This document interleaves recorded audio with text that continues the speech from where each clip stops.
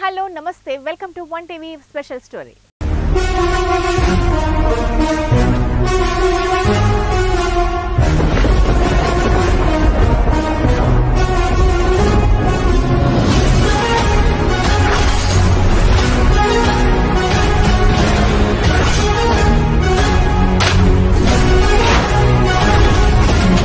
ఇంత మాత్రం పౌరుషం ఇంత మాత్రం పంతం లేకపోతే మనం ఎందుకు వస్తాం రాజకీయాలకి? ఎందుకు జనసేన ప్రభుత్వాన్ని ఆంధ్రప్రదేశ్ లో స్థాపించలేమో చేసి చూపిస్తాను, చూద్దాం. That is Power Star.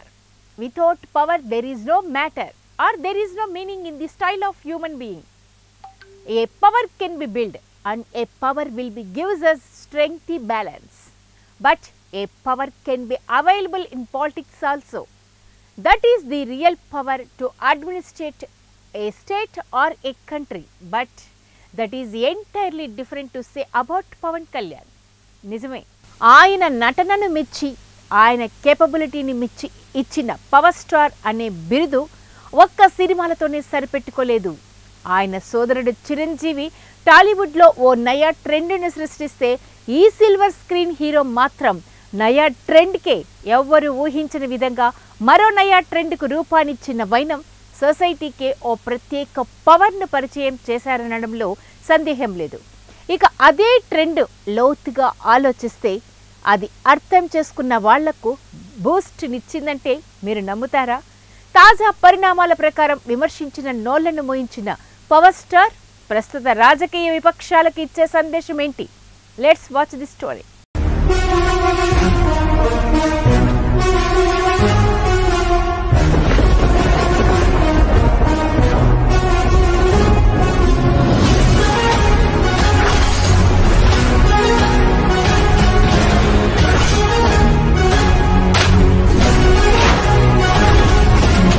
ఇంత మాత్రం పౌరుషం ఇంత మాత్రం పంతం లేకపోతే మనం ఎందుకు వస్తాం రాజకీయాలకి?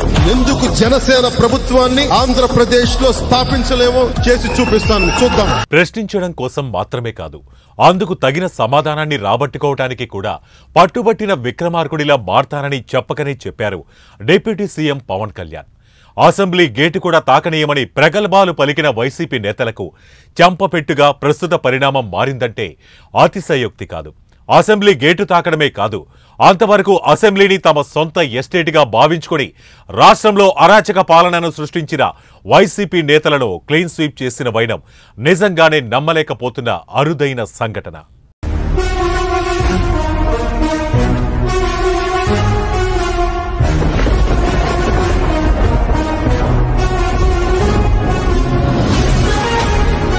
ఇంతకీ జరిగిందేంటంటే, ప్రజారాజ్యం కనుమరుగైపోయిన తర్వాత తనంతట తానుగా పెట్టిన పార్టీ జనసేనకు ఎప్పుడూ లేనంత జోష్ ఎలా పెరిగింది?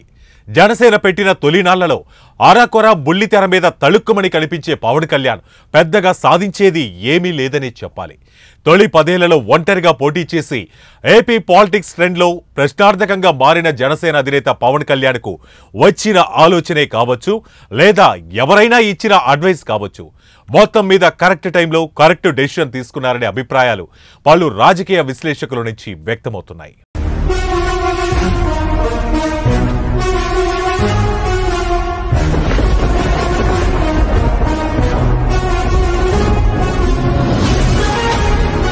వాస్తవానికి నడుస్తున్న చరిత్రలో పాలిటిక్స్ డీల్ చేసే విధానంలో ఏదో లోపమున్నట్లు భావించిన ఆయన అనుసరించే విధానాలపై రివ్యూ చేసినట్లే అనిపిస్తుంది. సాఫ్ట్నెస్, మాట్లాడే తీరు, అపీరెన్స్ ఆయన పొలిటికల్ కెరీర్ను డిమాండ్ చేశాయనే చెప్పాలి. ఈ నేపథ్యంలోనే ఆయన తనను తాను మలుచుకోవటానికి ఓ పెద్ద హోంవర్క్నే చేశారనేది పలు అంశాలను బట్టి తెలుస్తోంది.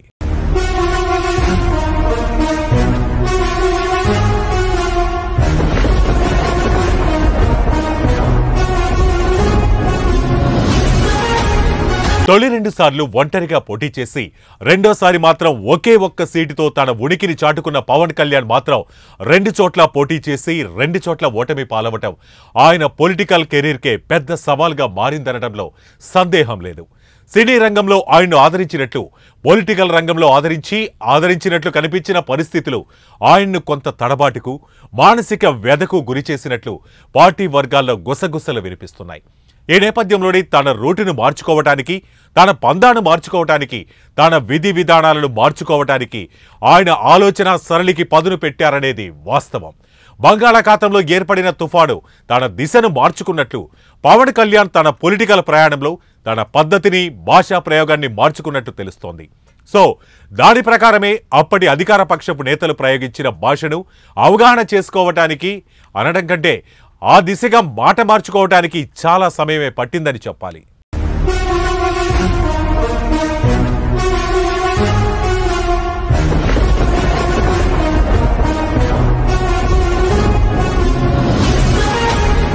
మరోవైపు ఎదుటి వ్యక్తిని లేదా ఎదుటి పార్టీని నిస్తేజం చేయటానికి మైండ్ గేమ్ను బాగా అవపోసన పట్టిన అధికార వైసీపీ పవన్ పైన, టీడీపీ అధినేత చంద్రబాబు పైన అదే మైండ్ గేమ్ను ప్రయోగించారంటే అతిశయోక్తి కాదు. ఒక దశలో టీడీపీ పని అయిపోయిందని, దాని కార్యాలయం అద్దెకించుకోవాలంటూ మాట్లాడిన వైసీపీ నేతలు వాపుడు బలుపుగా భావించారంటే అతిశయోక్తి కాదు. 2024 వరకు అదే మెస్మరిజంలో ఉన్నారంటే అది కూడా అతిశయోక్తి కాదనే చెప్పాలి.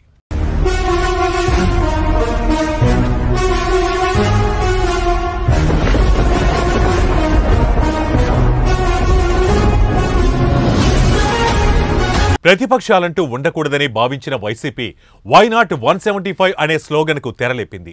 ఈ నేపథ్యంలోనే పవిత్రమైన అసెంబ్లీని సహా కురిసభగా మార్చారంటూ టీడీపీ వర్గాలు గగ్గోలు పెట్టాయి.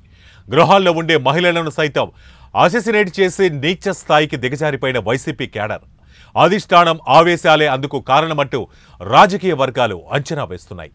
ఇక ఇదే విషయాన్ని టీడీపీ అధినేత చంద్రబాబు కూడా అది కౌరవ సభ అంటూ కామెంట్ చేసి సీఎంగా మళ్లీ ఇక్కడకు అడుగు పెడతానంటూ శపథం చేసి వెళ్లిపోయిన ఘటన ఇది ఇప్పటికీ తెలుగు ప్రజల చెవుల్లో మారుమ్రోగుతూనే ఉంది. మరొక వైపు పవన్ మీద కూడా వైసీపీ అధినేత సహా మిగిలిన క్యాడర్ కూడా అణిచిత వ్యాఖ్యలు చేయటం సభ్య సమాజానికి ఎబ్బెట్టుగా మారిందనడంలో సందేహం లేదు. క్యారెక్టర్స్ అసెసినేట్ చేయటంతో పాటు ఇంట్లో ఉన్న ఇల్లాలను, పెళ్లాలను సంబోధించడం సభ్య సమాజంలో ఓ నీచపు సంస్కృతిగా పలువురు అభివర్ణిస్తున్నారు. ఈ నేపథ్యంలోనే పవన్ ఆయన పందాను, తీరును, భాషను మార్చుకున్నట్లు విశ్లేషకుల వివరణ.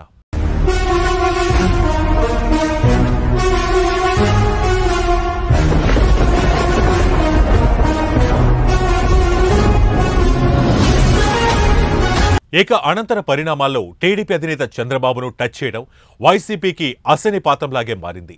ఇక ఇదే విషయాన్ని మరింత సున్నితంగా విశ్లేషిస్తే వైసీపీ 151 సీట్ల విజయానికి కారణం 2019లో టీడీపీ కార్యకర్తల ఓటర్లు కూడా వైసీపీకే పడటంతో టీడీపీ 23 సీట్లకే పరిమితమైపోయిన వైనం టీడీపీ సాధించిన ఘనకార్యంగా చెప్పొచ్చు.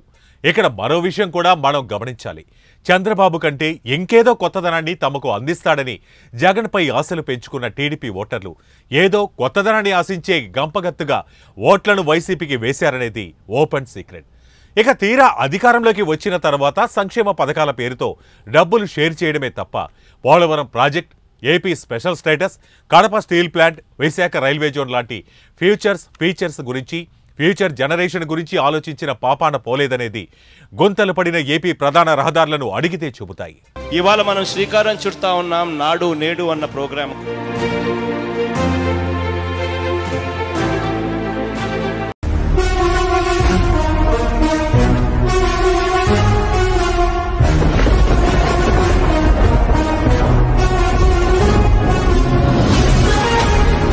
ఓట్లయితే ఏదో కొత్తదనాన్ని ఆశించి జగన్ పార్టీకి వేశారు గాని తన అభిమాన నాయకుడిని కరుడు కట్టిన పసుపు కార్యకర్తలు వదులుకోలేరనే నగ్న సత్యాన్ని జగన్ విస్మరించిన వైనం ప్రధాన చర్చనీయాంశంగా మారింది. ఈ నేపథ్యంలోనే చంద్రబాబును 53 రోజులు జైల్లో పెట్టడం టీడీపీ వర్గాల్లో పెను తుఫానే రేపింది. హైదరాబాద్ లాంటి హైటెక్ సిటీ రూపకర్త విజనరీ జైల్లో పెట్టించిన మూర్ఖపు ఆలోచన జగన్ పతనానికి నాంది పలికిందని చెప్పడంలో సందేహం లేదు. దేశ విదేశాల్లో ఉన్న ఎన్ఆర్ఐలను కూడా ఈ ఘటన కదిలించి వేసింది. అదిగో అప్పుడే ప్రారంభమైంది మరో రాజకీయ తుఫాన్ పవన్ కళ్యాణ్ రూపంలో.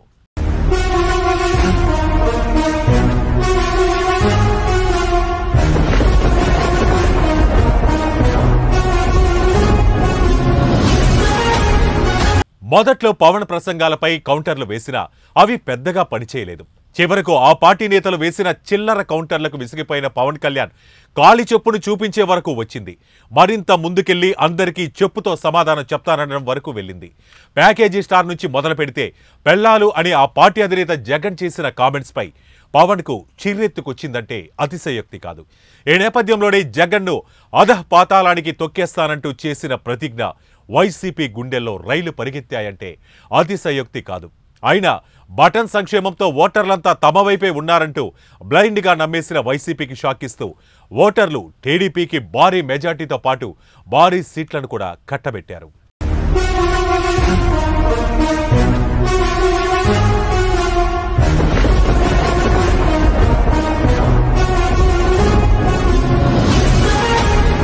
వై నాట్ 175 అనే స్లోగన్కు తూట్లు పొడుస్తూ ఏపీ ఓటర్లు తిరిగి టీడీపీ, జనసేన, బీజేపీలో ఏర్పాటైన ఎన్డీఏకే పట్టం కట్టారు. దాంతో భారీ షాక్ నుంచి తేరుకోలేని వైసీపీ క్యాడర్ ఒక్కొక్కరు ఒక్కొక్క మాట మారుస్తూ స్టేట్మెంట్లు ఇస్తున్నారు. అయినా ఆ పార్టీ నేతల్లో లోయర్ నుంచి అధిష్టానం జగన్ వరకు ఓటమిని జీర్ణించుకోలేకపోతున్నారనే ఆరోపణలు వెల్లువెత్తుతున్నాయి. మరొక వైపు ప్రజలకు మంచి చేసినా ఓడిపోయామనే అభిప్రాయాన్ని వ్యక్తం చేసిన మాజీ సీఎం జగన్కు డబ్బుల పంపకాలు తప్పు చేసిందేంటో చెప్పాలంటూ విపక్షాలు నిలదీస్తున్నాయి. దాంతోపాటు బటన్ నొక్కడంలో కూడా పొలిటికల్ వ్యాపారాన్ని, లాభాలను అంచనా వేసుకోవడం, వాటిని ఓట్లుగా మలుచుకోవడానికి కేంద్రం నిధులను ఎన్నింటని మళ్లించారనేది పలు ప్రశ్నలకు అందరి ఒకే ఒక్క సమాధానం మంచి చేశాం, ఇక ఆ మాట తర్వాత వచ్చే సమాధానం మరేదీ లేదనేది రాజకీయ విశ్లేషకుల అంచనా.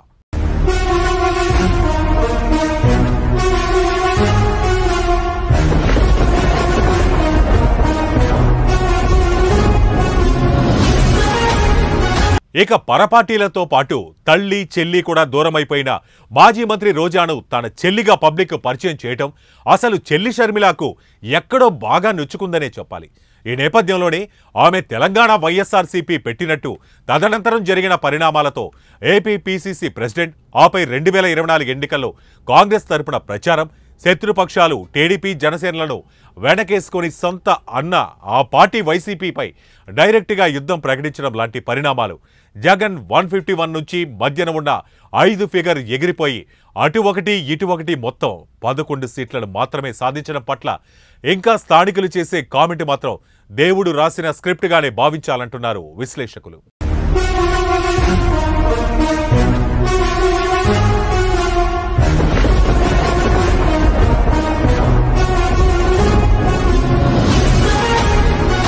ఇక అసలు విషయానికి వస్తే 2024లో టీడీపీ అధికారంలోకి రాదని జనసేన అధినేత పవన్ కళ్యాణ్ అసెంబ్లీ గేటు కూడా తాకనివ్వబోమంటూ ప్రగల్భాలు పలికిన వైసీపీ బడాబడా నేతలు ఎన్నికల్లో ఘోరాతి ఘోరంగా ఓడిపోయి తమ ముఖాన్ని కూడా బాహ్య ప్రపంచానికి చూపించుకోలేని పరిస్థితులు నెలకొన్నాయి. అహంకారం, అల్ప సంతోషం, అత్యాశ లాంటి పదాలకు సరిగ్గా సరిపోయే అర్థాన్నిస్తారు వైసీపీ నేతలు. ఇక కరెంట్ అఫైర్గా చెప్పాలంటే అసెంబ్లీలోకి అడుగు పెట్టడమే కాదు, డిప్యూటీ సీఎం హోదాను పొందడం పవన్ కళ్యాణ్కు ఏ మూలకు సరిపోతారో ఓ రోజా, కొడాలి నాని, వాళ్ల ప్రధాన నాయకుడు జగన్లు అర్థం చేసుకోవాలని విశ్లేషిస్తున్నారు. అసలు ప్రతిపక్షమే లేకుండా చేయాలని చూసిన జగన్ ప్రతిపక్ష హోదాకు కూడా అర్హత పొందకుండా దూరమైపోయిన వైసీపీ ఇప్పుడు దిక్కుతోచని స్థితిలో విలవిల్లాడుతుంది. చివరకు ప్రతిపక్ష హోదాను కూడా కోల్పోయి అసెంబ్లీలో తన స్థానం ఎక్కడో అర్థం కాక ప్రతిపక్ష హోదాను కల్పించాలంటూ అభ్యర్థించే స్థితికి దిగజారిపోయింది వైసీపీ. ఇక్కడే మనం మరో ట్విస్ట్ కూడా కనిపిస్తుంది. 2019లో 151 సీట్లతో తొణికెసలాడిన వైసీపీ జస్ట్ ప్రతిపక్ష హోదాలో చివరి అంచున నిలిచిన చంద్రబాబు పార్టీని అవహేళన చేసిన జగన్ అండ్ కోకు 2024 ఎన్నికలు చెంపపెట్టే అని చెప్పాలి.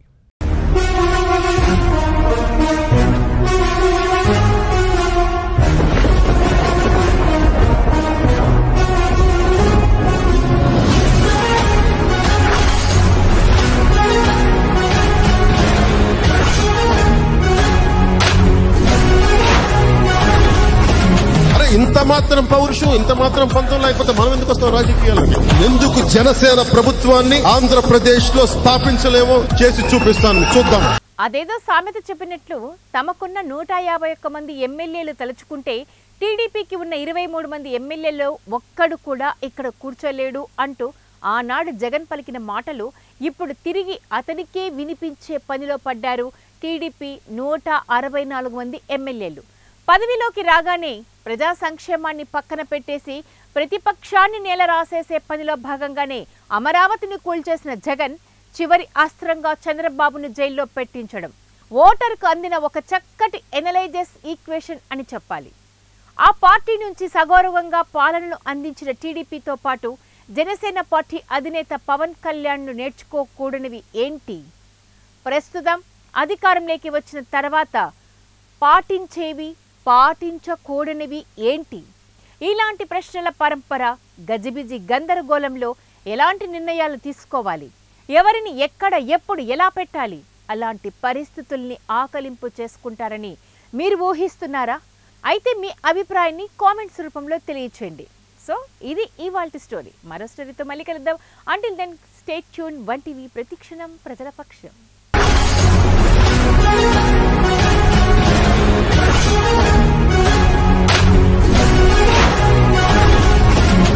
ఇంత మాత్రం పౌరుషం, ఇంత మాత్రం పంతం లేకపోతే మనం ఎందుకు వస్తాం రాజకీయాలకి? ఎందుకు జనసేన ప్రభుత్వాన్ని ఆంధ్రప్రదేశ్ లో స్థాపించలేమో చేసి చూపిస్తాను, చూద్దాం.